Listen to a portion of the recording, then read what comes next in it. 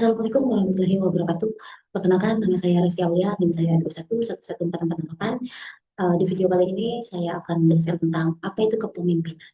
Oke, mungkin kita bisa lanjut aja ya teman-teman. Di sini saya memakai dua device, satu laptop dan satu HP. Dimana kenapa saya memakai dua device ini? Saya ingin layar atau kamera ke wajah saya, ke diri saya itu lewat HP. Jadi nanti untuk slide materinya nanti saya handle di device laptop ini. Next, peran kepemimpinan mahasiswa.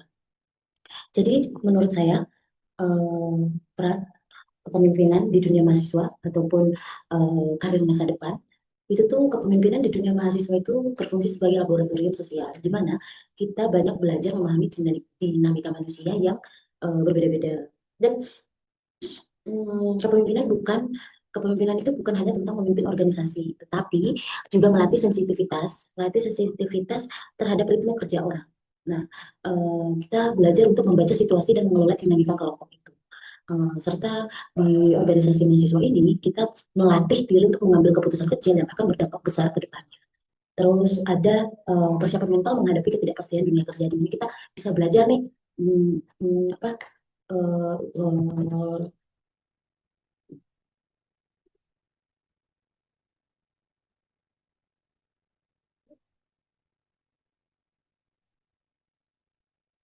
okay. Peran kepemimpinan mahasiswa di dunia peran kepemimpinan di dunia mahasiswa menurut saya pribadi itu seperti laboratorium sosial di mana tempat seseorang belajar memahami dinamika manusia yang sebenarnya. Oke, kepemimpinan di sini bukan hanya tentang organisasi, tapi juga kita melatih sensitivitas terhadap ritme kerja dan emosi orang. Um, Membaca situasi dan mengelola dinamika kelompok. Jadi kita bisa memahami nih kelompok satu kelompok organisasi itu seperti apa.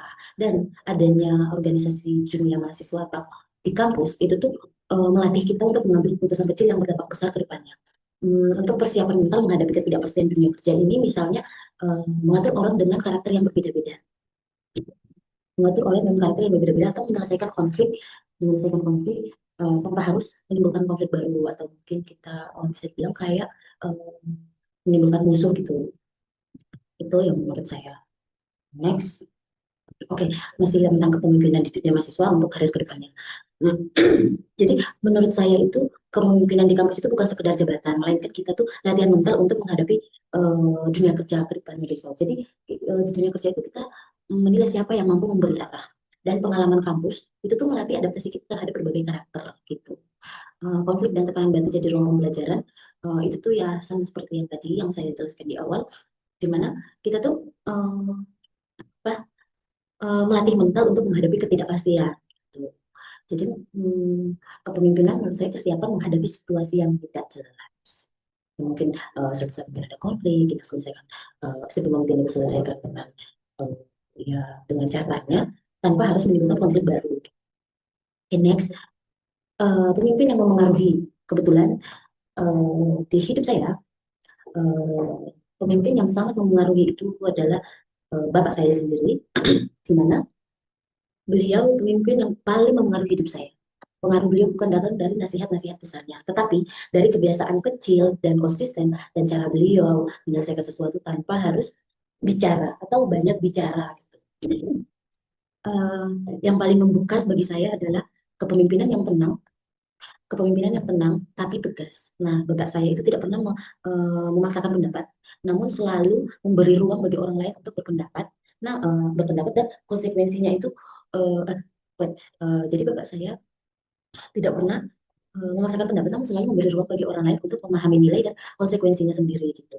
Beliau sering menunjukkan bahwa keputusan itu baik bukan yang paling cepat diambil, keputusan yang baik bukan yang paling cepat diambil, tetapi yang paling dipikirkan dampaknya untuk orang lain. Terus menyelesaikan masalah secara sistematis, memimpin tanpa cari panggung, tapi memberi arah.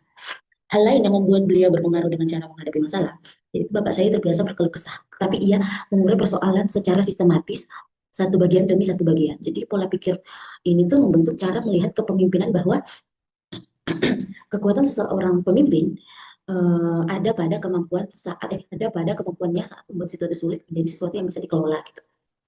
Karena itu bagi saya Bapak saya sendiri adalah contoh pemimpin yang sangat berpengaruh bagi saya. Beliau tidak mencari panggung, tetapi tetap menjadi arah bagi orang-orang di sekitarnya. Tuh. Next, nilai kepemimpinan yang saya pelajari. Oke. Nilai-nilai yang saya pelajari itu hmm, konsisten dalam tindakan kecil. Jadi bapak saya tuh apapun yang beliau lakukan, beliau itu tetap konsisten. Meskipun tindakan sekecil apapun, beliau tetap konsisten. Dan integritas dan tanggung jawab juga bapak saya eh, sangat bertanggung jawab sama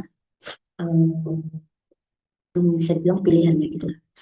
Pilihan dan ini cara menghadapi berbagai masalah. Ketegasan tanpa harus keras. Nah, beliau bapak saya sendiri itu tegas tapi tidak keras gitu.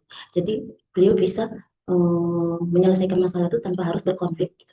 Terus mengelola situasi sulit dengan pikiran jernih. Nah, beliau benar-benar pemimpin yang menurut saya itu hmm, patut saya contoh gitu. Karena beliau benar-benar sebelum mengambil keputusan atau mungkin ada satu masa situasi sulit banget, beliau benar-benar mencari ruang untuk berpikir jernih, menyelesaikan masalah atau situasi itu dengan baik gitu. Pemimpin tidak harus selalu berada di depan. Nah, iya betul. Bapak saya tidak selalu mengedepankan dirinya. Beliau tuh sering memberi kesempatan bagi orang lain untuk berpendapat atau bahkan menggantikan beliau sebagai pemimpin dan lain sebagainya. Itu di bapak saya. Kenapa saya memilih bapak saya? Karena saya melihat bapak saya itu sangat berpengaruh bagi saya. Dimana tanggung jawab yang sekecil itu pun bapak saya masih punya. Gitu. Oke, mungkin bisa next. Next kita ada di pemimpin selalu terlihat. Di mana maksud pemimpin selalu terlihat? Analogi pemimpin selalu terlihat. Menurut saya pemimpin itu terlihat ya. Bukan karena mereka ingin terlihat, tapi karena perilaku mereka membentuk atmosfer bagi kelompok. Gitu. Dalam teori kepemimpinan, simbolik leadership, di mana seorang pemimpin dipahami sebagai sumber makna. Jadi tindakan kecilnya yang bisa diinterpretasi sebagai peran besar, uh, sebagai peran yang besar atau pesan yang besar. Misalnya cara pemimpin bersikap saat gagal bisa memengaruhi budaya organisasi lebih kuat daripada pidato motivasi. Pidato motivasi. Selain itu ada yang namanya teori social construction of leadership, di mana menjelaskan tentang bahwa pemimpin tidak ditentukan oleh dirinya sendiri, tapi oleh bagaimana orang lain menafsirkan tindakannya. Artinya uh, orang selalu melihat pemimpin karena mereka mencari arah, stabilitas dan makna melalui perilakunya. Jadi analogi bahwa pemimpin selalu terlihat itu tuh menurut saya benar. Tapi selalu terlihat di sini tuh bukan karena pencitraan, tetapi karena orang di sekitarnya menjadikannya tuh perilaku pemimpin sebagai kompas sosial. Hmm, Itu menurut saya. Oke, mungkin bisa next. Di sini kita ada sedikit penjelasan tentang 4 teori kepemimpinan. Yang pertama ada trait teori. Oke, di sini trait teori itu tuh kepemimpinan dilihat sebagai kombinasi sifat bawaan tuh, yang dimana jarang dimiliki orang-orang lain. Misalnya ketahanan mental, keberanian, atau kepekaan sosial yang tinggi gitu. Terus sorry slide-nya sama. Oke, ini. Tuh. Terus ada transformation leadership di mana pemimpin mengubah cara orang melihat mereka. Eh, Fokusnya bukan pada perintah, tapi mengangkat kesadaran dan motivasi orang bekerja gitu. Sehingga mereka tuh bekerja bukan karena kewajiban, tapi karena merasa bagian dari sesuatu, yang bermakna gitu. Oke, next ada servant leadership, di mana servant leadership ini pemimpin yang menempatkan dirinya sebagai penjaga kesejahteraan, pemimpin sebagai pelayan, menguatkan anggota tim. Ia mendahulukan dukungan, empati, dan pemberdayaan. Oke, mungkin next ada situational leadership. Situational leadership adalah menyesuaikan gaya dengan kondisi, tidak ada resep tetap. Artinya, pemimpin menyesuaikan gayanya berdasarkan tingkat kematangan tim-timnya, serta pemimpinnya. Di mana tidak ada resep tetap. Kadang harus tegas, kadang harus mendampingi, dan kadang harus benar-benar melepas sepenuhnya. Kita bisa next, tiga peran dalam kepemimpinan. Yang pertama ada leader, di mana leader ini berperan sebagai arsitek arah. Eh, arsitek arah, ia menghubungkan ide, menetapkan ritme kerja, dan menjaga agar kelompok itu bergerak sesuai tujuan. Oke, selanjutnya ada followers, yaitu anggota tim, di mana followers ini yang baik bukan pasif, uh, follower yang baik bukan pasif, tetapi penjaga eksekusi. Mereka menerjemahkan visi menjadi tindakan, tindakan yang nyata. Oke, next ada influencer, di mana influencer ini mereka yang tidak perlu jabatan, namun punya daya pengaruh naratif tuh. Uh, melalui ide, opini, atau mungkin pendekatan yang berbeda, di mana mereka bisa mengubah cara mereka bisa mengubah cara pikir kelompok ini gitu, dan mendorong transformasi yang tidak mampu dilakukan oleh struktur formal, membangun transformasi yang tidak mampu dilakukan oleh struktur formal gitu. Jadi memengaruhi melalui ide, perspektif, dan narasi. Next. Oke, ternyata ini udah slide terakhir.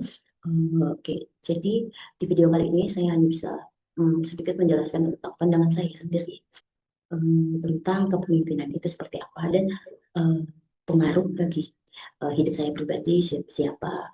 Hmm, Meskipun mungkin saya pribadi juga sebenarnya hmm, sejauh ini saya belum pernah ikut ke organisasian baik di kampus, eh, di kampus, tapi sebelumnya di SMA, SMK, SMP itu saya udah pernah ikut organisasi gitu. Oke, mungkin itu dulu video saya kali ini. Saya ucapkan terima kasih, dan wabillahi taufiq wal hidayah. Assalamualaikum warahmatullahi wabarakatuh.